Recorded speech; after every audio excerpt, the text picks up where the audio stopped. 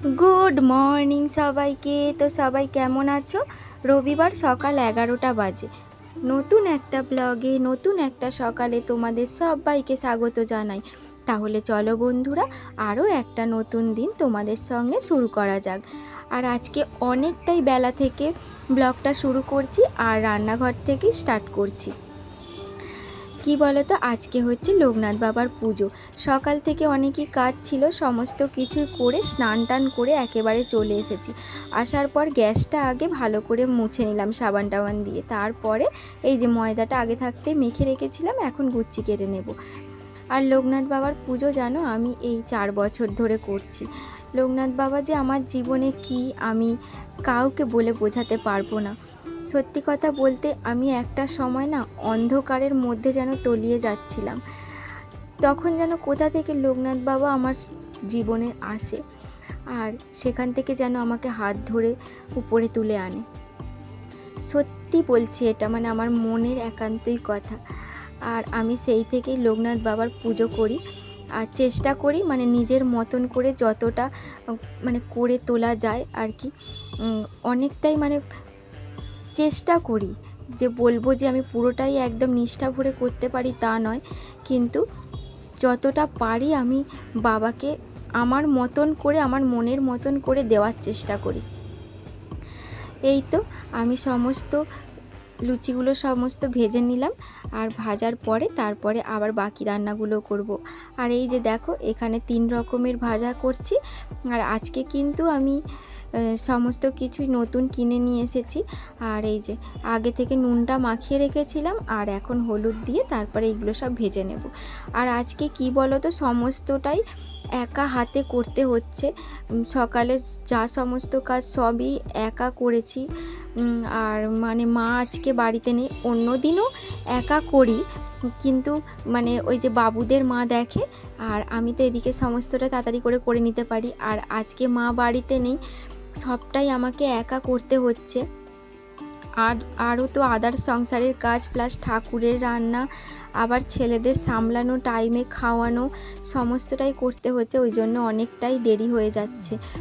আর মা আজকে গেছে ডাক্তারখানা, সেই জন্য আর কি আমাকে সমস্তটাই করে নিতে হচ্ছে। আর ওদিকে তোমাদের সঙ্গে কথা বলতে বলতে আলুটা আর কুমড়োটাও ভাজা হয়ে গেল, আর এই যে পটলটাও ভাজা হয়ে গেছে। আর এখানে দেখো আলুর দম করব আর ওই তেলেতেই অমনি আলুটা ভেজে নিচ্ছি। এই তো আলু ভাজা আমার কমপ্লিট হয়ে গেছে, আলুগুলো তুলে নেব।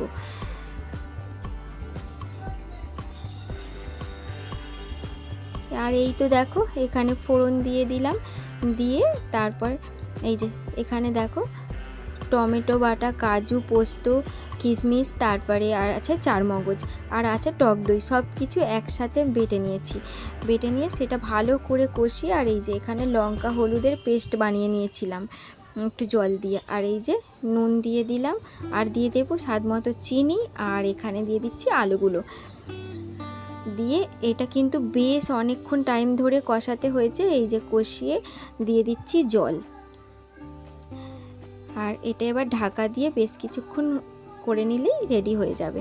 আর এখানে দেখো বসিয়ে দিয়েছি পায়েস করব, পায়েসের জন্য দুধ বসিয়ে দিয়েছি এ তেজপাতা আর এলাচ দিয়ে। আর এদিকে আলুর দমটা মানে হয়েই এসেছে। আর এই তো দেখো এখানে আলুর দমটা মোটামুটি হয়েই গেছে। আর এই যে একটু কাসৌরি মেথি পাতা হাতে ঘষে আর কি দিয়ে দেব। এইটা নিরামিষ রান্নাতে না দারুণ একটা কাজ করে। আর এই যে গরম মশলাও অল্প দিয়ে দিলাম আর ঘি দিয়ে দিয়েছি। আর এইখানে পায়েসটাও আমি রেডি করে নিয়েছি। পায়েসটা তোমাদের সঙ্গে শেয়ার করিনি, জানো তো আসলে একা হাতে করছিলাম, সমস্তটাই খুবই অসুবিধা হয়ে যাচ্ছিল। তার উপরে আবার এই যে ঠাকুর যেখানে সিংহাসনটা আমাদের রয়েছে সেটাকেও পরিষ্কার করার ছিল। আর এখন 1টা মতো বেজে গিয়েছে। ছেলেদেরকে ওদিকে খাইয়ে দিয়েছি, খাইয়ে দিলে ওরা একটু শান্তভাবে ফোন দেখছিল, আর আমি এদিকের কাজগুলো তাড়াতাড়ি করে নিতে পারছিলাম। আর এই তো দেখো ঠাকুরের যে আগের ওই যে পলিথিন পাতা ছিল সেটাকে চেঞ্জ করে আর একটা নতুন পেতে দিলাম, আর ঠাকুরগুলোকে মুছে টুছে পরিষ্কার করে নিয়েছি। করে নিয়ে আবার জায়গা মতো সমস্তটাই রেখে দিচ্ছি। আর গোপাল আর লোকনাথ বাবা যেদিকটা থাকে সেদিকটাও ভালো করে মুছে নিচ্ছি। মুছে আবার লোকনাথ বাবাকে আমি জায়গা মতো রেখে দেব, আর গোপালকেও আগে রেখে দিয়েছি। আর এই তো দেখো পুজোটাও শুরু করে দিয়েছি। ইচ্ছা ছিল শাড়ি পরে মানে ভালো পুজোটা দেব, কিন্তু সত্যি কথা বলতে কি বলো তো, মানে সমস্ত কিছু করে এত কষ্ট হচ্ছিল আর শাড়ি পরে মানে পুজো দিতে পারিনি। আর যেহেতু আমি সকাল থেকে না খেয়ে ভোগ রান্না করছি, ভাবলাম ওই জামাটা পরেই এখন পুজোটা দিয়ে দিই, তাও সন্ধেবেলা পরে দেখা যাবে। তো সেই তারপর ঠাকুরের ভোগটা রেডি করে ঠাকুরকে দিয়ে দিয়েছিলাম। আর এই তো দেখো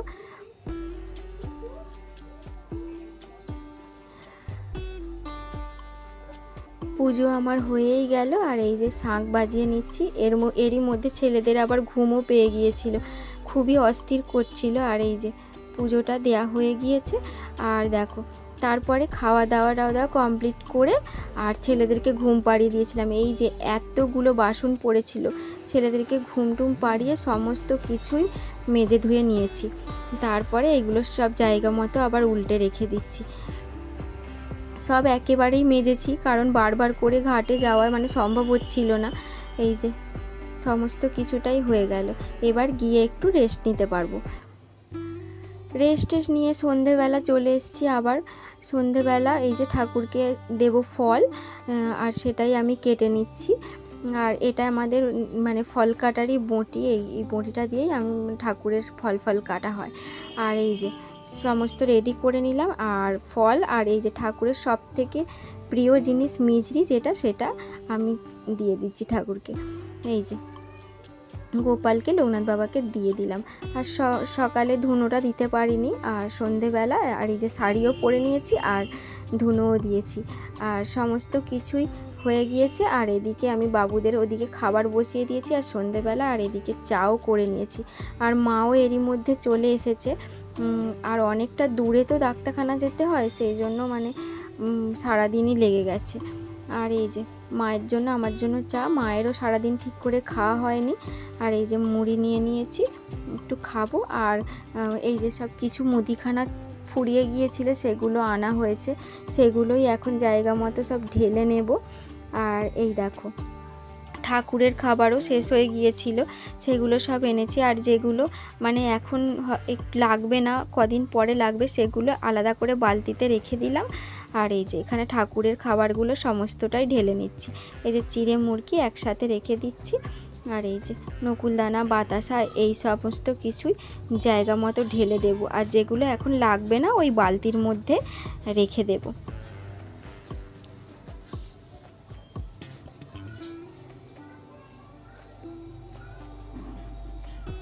এই তো এগুলো সব ঘরে রেখে আসবো।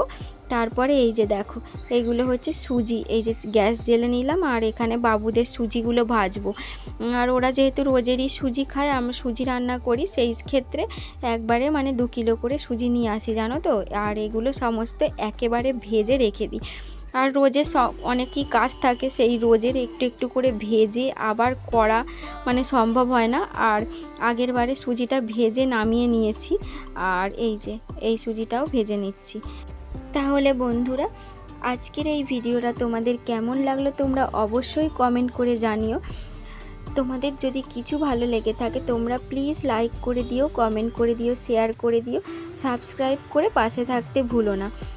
দেখা হচ্ছে পরের ভিডিওতে, ততক্ষণের জন্য তোমরা সবাই সুস্থ থেকো, ভালো থেকো, সাবধানে থেকো বন্ধুরা। সবাইকে টাটা।